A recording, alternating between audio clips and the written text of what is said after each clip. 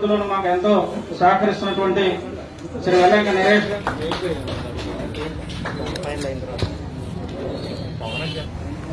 కూడా 16 బాయ్స్ 916 ఉన్నారు. మొత్తం 1832 మంది ఉన్నారు.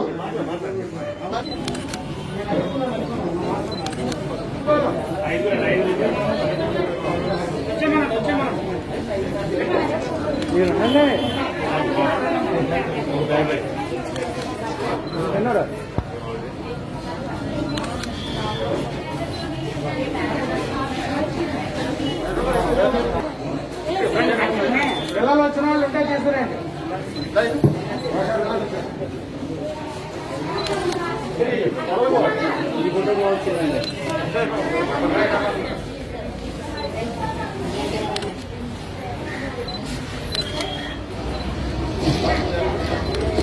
సుదీర్ఘ పాదయాత్రలో ఎన్నో ఇబ్బందుల్ని ఆయన చవిచూడటం జరిగింది. అందులో ముఖ్యంగా మీలాంటి తల్లులు ముఖ్యంగా ఆ పిల్లల్ని ఆ ప్రైవేట్ స్కూల్ చదివించలేక, ఆ ఫీజులు కట్టలేక, చాలని వేతనాలు అంటే జీతాలు పిల్లలకి యొక్క ఫీజులు గాని లేకపోతే ఆ బస్ ఫీజులు గాని కట్టలేక ఇబ్బంది పడుతున్నటువంటి ఈ యొక్క సమస్యల్ని ఆయన తెలియపరచడం.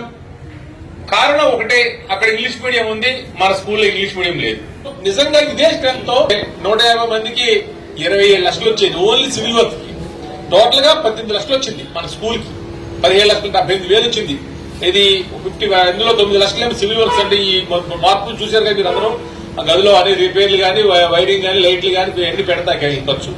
ఇంకా 8,70,000 మనకి చాక్ బోర్డులు గానీ, మన ఫ్యాన్లు గానీ, బెంచీలు, కుర్చీలు, లేదా ఫర్నిచర్, నెక్స్ట్ బాత్రూమ్ కమోడ్స్. మన ఇంట్లో వాడే కమోడ్స్ కూడా అంత అందంగా ఉండవు. అది స్కూల్స్ లో మన ఇంట్లో బాగా పెద్ద